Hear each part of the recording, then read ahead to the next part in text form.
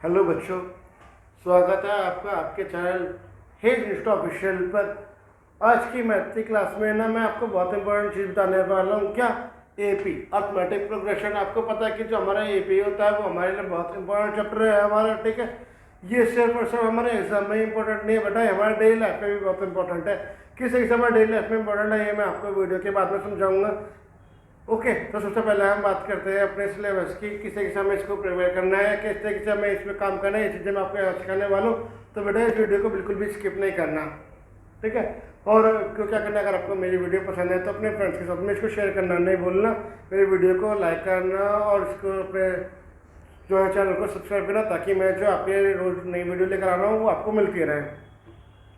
बेटा लास्ट की क्लास में मैंने आपको बताया था pair of linear equation two variable समझाया था, उसके बाद मैंने आपको क्वाड्रेटिक इक्वेशन समझाया था। आज मैं आपको एपी बता रहा हूँ। तो इस तरीके से ना आपका ये मैं आपको यहाँ तक अब 20 मार्क्स का अपना पेपर कंप्लीट कर दूंगा।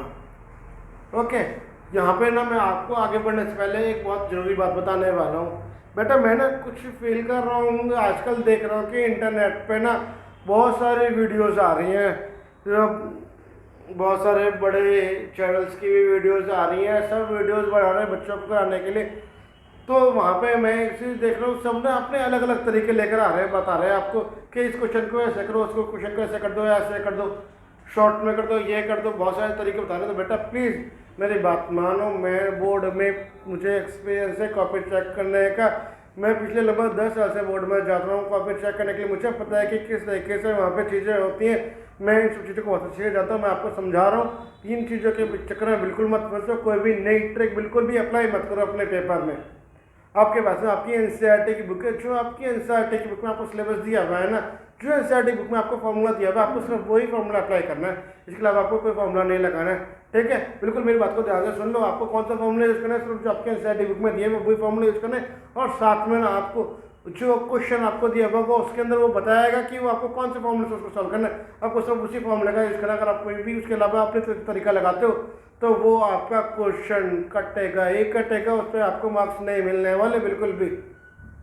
इसलिए इस चीज़ का ध्यान दो कि कोई भी अपनी तरह से फालतू की चीज़ें नहीं लगानी है। मैं ये नहीं कह रहा हूँ कि जो वो लोग बता रहे हैं वो गलत बता रहे हैं, वो बिल्कुल सही बता रहे हैं, लेकिन पता है वो चीज़ें सिर्फ और सिर्फ वहाँ एप्लीकेबल है जहाँ पर ना बच्चा एंट्रेंस एग्जाम की तैयारी कर रहा हो।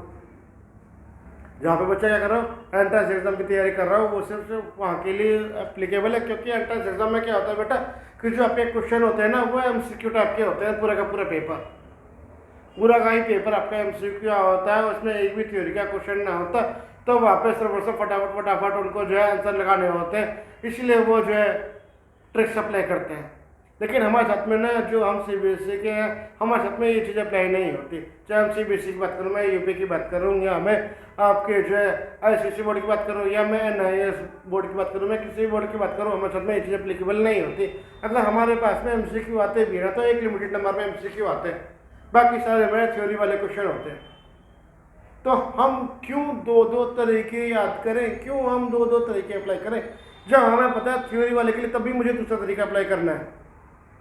तो जो चीज़ मुझे सबसे अच्छी तरीके से आती है, जो मैं थ्योरी के लिए अप्लाई करते हुए आ रहा हूँ अभी तक, सिर्फ उसी तरीके को रखो, नए तरीके बिल्कुल भी मत लगाओ। कभी ऐसा ना हो कि नए तरीके को सीखने के चक्कर में अपना अपना तरीका भी भूल जाओ। क्योंकि अगर आपने अपने नए तरीके से अपना वो क्वेश्चन कर दिया ना वहाँ पर उनका थ्योरी वाला, तो आपके मार्क्स तो गए।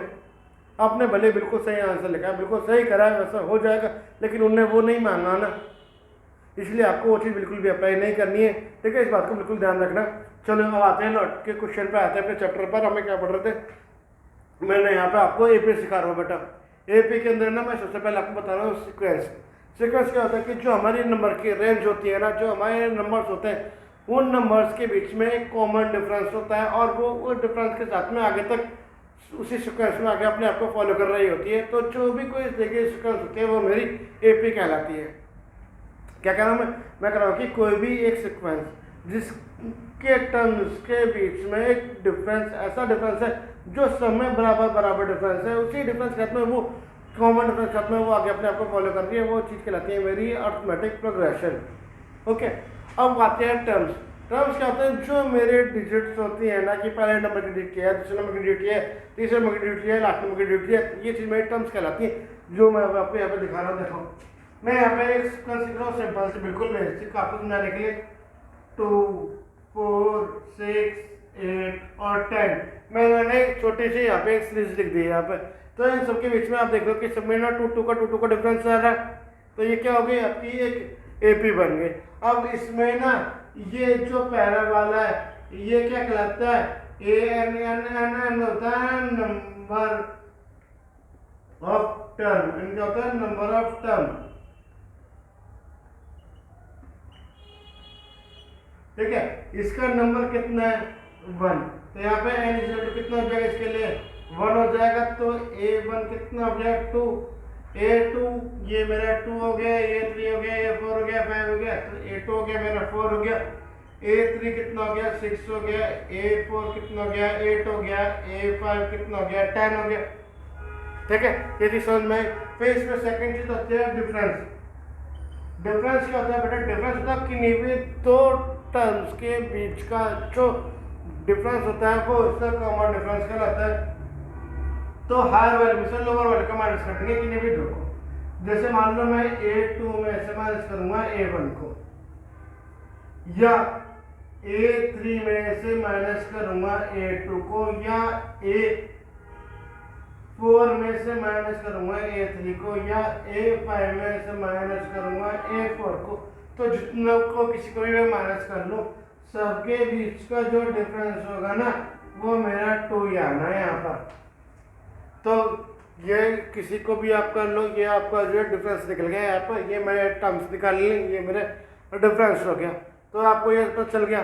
अब ना मुझे मान लो मुझे इसका फॉर्मूला होता है कोई भी नंबर ऑफ टर्म निकालने के लिए, an is equal to a plus n minus 1 into D का इसके अंदर फॉर्मूला होता है। अब मुझे ये 5 टर्म्स दे रहे कितनी, मान लो मुझे इसकी दूसरी टर्म पता करनी होती कैसे होती है, ठीक है ना। तो a10 इज इक्वल टू, अब a कितनी है पहली मेरी यहाँ पर ये 2 प्लस n कितना है मेरे पास में 2, तो n कितना सॉरी 10 है, कितना है 10 में से 1 करने में 9 और डिफरेंस कितना है मेरा 2। तो 2 प्लस 9 दूनी 18 यानी कि 20। तो a10 कितना आ गया मेरा 20 आ गया। ठीक, इस तरीके से ना आप कोई भी नंबर ऑफ टर्म अपने निकाल सकते हो। ये आपको मैंने आपको यहाँ पर नंबर ऑफ टर्म्स निकालने आपको सिखा दी, किस तरीके से हम नंबर ऑफ टर्म्स अपने निकाल लेंगे। अब देखो, लेकिन अगर इसमें ना एक चीज दी हुई होती, यहाँ पे क्या दिया हुआ होता बेटा, यहाँ पे ना इसने उल्टा पूछा हुआ होता।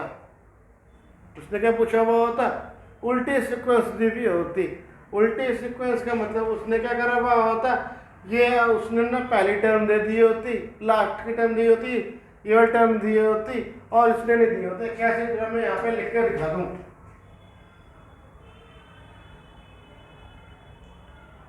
इसने ना बोल दिया होता कि कोई ये टर्म से उसके आखिर के टर्म, आखिर की 2 टर्म कितनी है 8 है और 10 है, 8 है और क्या है 10 है। अब मुझे क्या करना है, इसमें मुझे फाइंड आउट करना है कि इसकी पहली टर्म कौन सी है। ठीक, तो अब मैं क्या करूँगा, इसमें मुझे कुछ नहीं करना, बिल्कुल सिंपल है। अब ना बस इसको देखना तरीका चेंज कर दो। आप मान लो ये मेरी पहली टर्म है, ये मेरी दूसरी टर्म है, ये मेरी तीसरी है, ये चौथी है, 5वीं है। तो मुझे अब कौन सी टर्म निकालनी थी, इसकी पहली टर्म निकालनी थी। तो पहले से उसने मुझे बताया था कि ये इसकी कौन सी टर्म है, बस आपको उसकी 5वीं टर्म निकालनी है, बात खत्म। तो आपने ना, आपको पता है आपका a1 कितना हो गया 10 हो गया बेटा डी। मैंने बताया कि हायर टर्म में से लोअर टर्म को माइनस करते हैं, यानी कि a2 माइनस a1 करूंगा तो 8 में से जब 10 को माइनस करूंगा तो कितना आ जाएगा हमारा आंसर, -2 आंसर आ गया। ठीक है, अब ना मुझे इसका निकाल लिया कि मेरे जो है a5 कितनी होगी। तो a5 is equal to formula कितना लिख देंगे, सेम फॉर्मूला लगा दो, a प्लस में n माइनस 1 इंटू डी। अब इनकी वैल्यू को यहाँ पे मैं रख दूँ। अब a1 कितना हो गया मेरा 10 हो गया, n माइनस 1 यानी कि कितने निकल गए 5, 5 में से कितना हो गया मेरा 4 हो गया। ठीक है, अब डी मेरा कितना हो गया यहाँ पर ये -2। तो ये कितना गया 10 प्लस अब 4 टू जा 8, यह माइनस का हो गया तो ये माइनस का 8 हो गया, तो ये कितना गया 2। आगे ना पहले टर्म्स तो निकल के यहाँ पे देखो, ये देखो इधर मैं आपको दिखा दूँ थोड़ा सा नीचे करके, ये देखो ठीक है ना, ये यहाँ पे आ गई है मेरी टर्म। तो मैं आपको यहाँ पे तो बस आपको ना उसको देख के तरीका चेंज कर देना है। ओके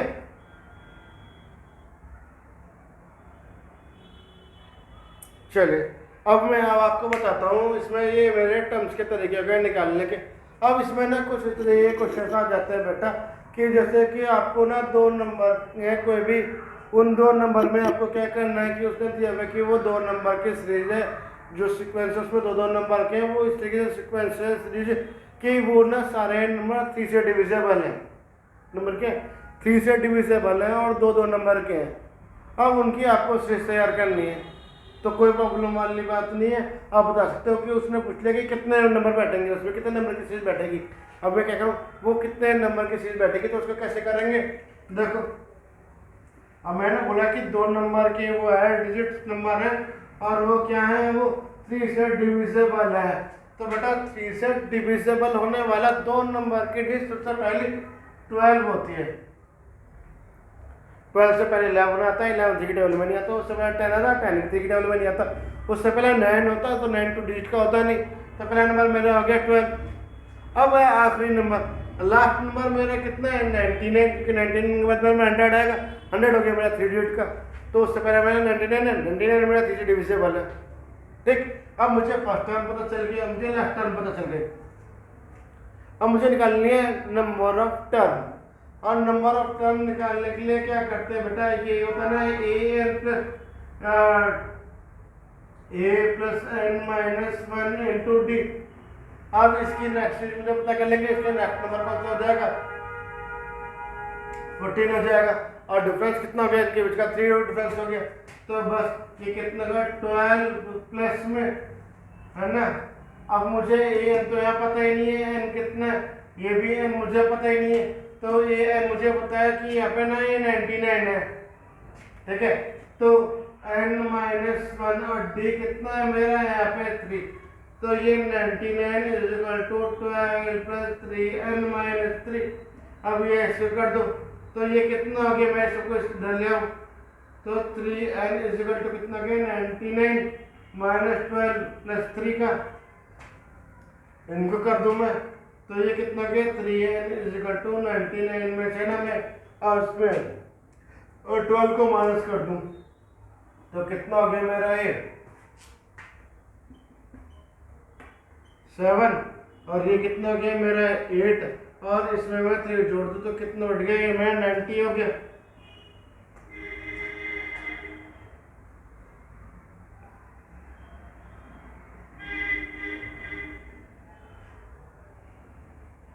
है ना, तो 7 8 9 और 8 हो गए, ये 3 जोड़े 90 हो गए, तो 87 2 9, ठीक है। और तो n इज इक्वल टू कितना हो गया 90/3 और 3 3 तो n इज इक्वल टू कितना गया 30 आ गया आंसर। तो आपने पता चल गया नंबर ऑफ टर्न निकाल लिया गया यहाँ पर आपको।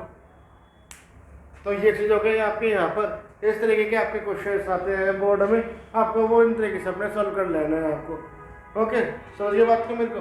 अब मैंने इसमें लास्ट चीज बताऊँ बेटा, सम ऑफ फर्स्ट नंबर निकालने के लिए अब यहाँ पे भी किस तरीके के क्वेश्चन आ सकते हैं वो मैं आपको समझा दूँ।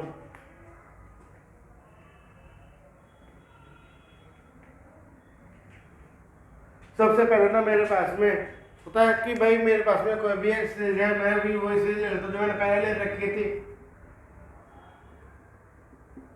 ठीक। इसमें ना मुझे फर्स्ट n नंबर का सम निकालना है। फर्स्ट नंबर का निकालना है Sn is equal to n/2, तो n/2 कितना था बेटा, हाँ 2a प्लस में n-1 इंटू डी, ये मेरा इसका फॉर्मूला होता है। अब आपने इसमें अपने फॉर्मूले को अप्लाई कर दो, आपको जिसमें नंबर का अप्लाई लगाना है। लेकिन लेकिन लेकिन लेकिन मैं आप यहाँ पे यही बात बोल रहा हूँ कि अगर ये बोल दिया कि शुरू के इस नंबर के टर्म का कौन सा निकालना है, आपने इसको ये रख दो। लेकिन अगर वो ये कह देता कि लास्ट से चौथे टर्म का सम कितना होगा, आखिर की 4 टर्म का सम कितना होगा, या आखिर की 10 टर्म का सम कितना होगा, अगर वो ऐसा बोल देगा तो क्या करेंगे, बिल्कुल भी कोई परेशानी वाली बात नहीं है, सेम फॉर्मूला लगाएंगे। बस क्या क्या चीज चेंज हो जाएंगी, एक तो बेटा ए चेंज हो जाएगा, ए क्या हो जाएगा, उसका लास्ट टर्म वाला नंबर आ जाएगा उसका, है ना। जिस तरीके से मैंने पहले में चेंज किया था ना मैंने, तो मेरा ए क्या हो जाएगा, लास्ट टर्म वाला मेरा ए बन जाएगा, n-1 मेरा हो गया। डी क्या करेंगे, जो मेरा डी आ रहा था वो मेरा नेगेटिव में हो जाएगा, फिर इसमें -2 यहाँ पर आ जाएगा, ठीक। और इस तरीके से ना मुझे उतने नंबर ऑफ टर्म का आंसर निकल जाएगा। तो ये मैंने आपको बता दिया यहाँ पे कि अगर मुझे आगे से निकालना हो तो कैसे निकालेंगे, अगर मुझे पीछे के लास्ट का निकालना हो तो कैसे निकालेंगे, ये मैंने आपको दोनों समझा दिया, ठीक। अब इसके साथ में ना एक यहाँ पे चीज साथ छूट गई, मैं आपको बता दूं। यहाँ पे ना कई बार वो मेरे से क्वेश्चन पूछ लेता है कि क्या करना होता है कि आपको ना कोई भी 2 टर्म दे देता है, वो कैसे, मान लो उसने दे दी कि जो उसकी A1 टर्म है वो ये है और उसकी A3 टर्म कितनी है, 6 है, तो वो कह रहा है कि A2 कितनी होगी। बिल्कुल इसी क्वेश्चन है ना, कि A1 उसने दे दिया, A6 उसने, A3 दे दिया, उसने पूछा है A2 कितनी होगी। तो इसमें बिल्कुल ही प्रॉब्लम वाली बात नहीं है। इसमें आपको क्या करना है, इसमें ना आपको मीन वाला फॉर्मूला लगाना है। मीन वाले फॉर्मूले को हम कैसे करते हैं कि A2 is equal to A1 plus A3 divide by 2, यानी कि 2 प्लस 6 बाई 2 यानी कि 8 बाई 2, यानी कि कितना हो गया, 4। ठीक है बच्चों, तो आपको समझ में आया। आप, मैं उम्मीद कर रहा हूँ कि आपको ना एपी पूरा अच्छी तरह समझ में आ गया होगा। तो आपको क्या करना है कि इसको एपी को अपने आपके एनसीईआरटी में जितने भी क्वेश्चंस दिए हुए हैं इस चैप्टर के अंदर, चाहे वो एक्सरसाइज में क्वेश्चन दिए हुए हो या आपकी जो है एग्जाम्पल में क्वेश्चन दिए हुए हो, आपको वो सारे क्वेश्चन करने हैं। मेरा पहला टारगेट, मेरे को अपनी एनसीईआरटी खत्म करनी है बस। अब जब आपने अपने एनसीईआरटी के क्वेश्चन को सारे कर लिए, बेस मैंने आपको यहाँ समझाई दिया है किस तरीके से होता है, तो जितने भी आपके एमसीक्यू वगैरह होंगे वो सारे तरीके से बनेंगे। और क्वेश्चन मैंने आपको बता दिए हैं, एनसीईआरटी बुक में अपने क्वेश्चन कर रहे हो, तो इस तरीके से सॉल्व करके आप अपने एमसीक्यू वाले क्वेश्चन हो जाए, थ्योरी वाले कैसे भी आ जाए, हम सारे क्वेश्चन को सॉल्व कर लेंगे, ठीक है ना। अब आपको क्या करना है, अपने क्वेश्चन सॉल्व करने हैं। अगर आपको किसी भी क्वेश्चन में कोई भी प्रॉब्लम आती है, कुछ क्वेश्चन समझ में नहीं आता है, कहीं पर भी कोई भी डाउट होता है, तो जो इस वीडियो के कमेंट में ना आप मुझे बता देना, मैं आपको तुरंत आपको उस क्वेश्चन को सॉल्व करके आपके कमेंट्स में, या मुझे अगर ऐसा होगा कि मुझे उस क्वेश्चन के लिए पर्टिकुलर एक वीडियो आपके लिए करनी पड़ेगी तो मैं आपको वो सिखा दूंगा। तो ये चीज़ मैंने आपकी हो गई, ओके। तो मैंने आपको ये सब चीज़ें क्लियर करवा दी हैं यहाँ पर। तो अगर आपको ना मेरी वीडियो पसंद आई हो तो मेरी इस वीडियो को अपने फ्रेंड्स के साथ में शेयर करो, ताकि मैं ज़्यादा से ज़्यादा बच्चों को आपको पढ़ा सकूँ। मैंने आपको पहले बताया हुआ कि जो आपके नंबर ऑफ व्यूज़ होता है ना बेटा, ये मेरी एनर्जी होती है, इससे मुझे एनर्जी मिलती है। इसी की वजह से मैंने आपको बढ़िया बढ़िया चीज़ें आपको यहाँ पे सिखाता हूँ आपके व्यूज़ की वजह से। तो मेरी वीडियो को अपने फ्रेंड्स के साथ में शेयर करो, ज़्यादा से ज़्यादा बच्चे आप इसको देखो, मेरी वीडियो को लाइक करो, इस पर कमेंट्स करो और मेरे इस चैनल को सब्सक्राइब करो, क्योंकि आप ही के लिए मैंने ये चैनल बनाया हुआ। मेरा मेन और मेन सिर्फ पर्पज़ क्या है, आप लोगों को एग्ज़ाम में अच्छे नंबर दिलवाना, ओके। अगर आपको मैं बता दूँ, अगर आपके पास में किसी भी बच्चे के पास में आईटी सब्जेक्ट है या सिक्योरिटी सब्जेक्ट है कंप्यूटर का 10th में, तो मैं मंडे से ना आपके लिए एक नई सीरीज लेकर आ रहा हूँ उसके लिए, जिसमें ना मैं आपको कंप्यूटर सिखाऊंगा कि किस तरीके से उसमें क्वेश्चन आते हैं। बिल्कुल एक एक चीज़ मैं उसमें समझाऊंगा अच्छी तरीके से, ठीक है। तो चलो मिलते हैं हम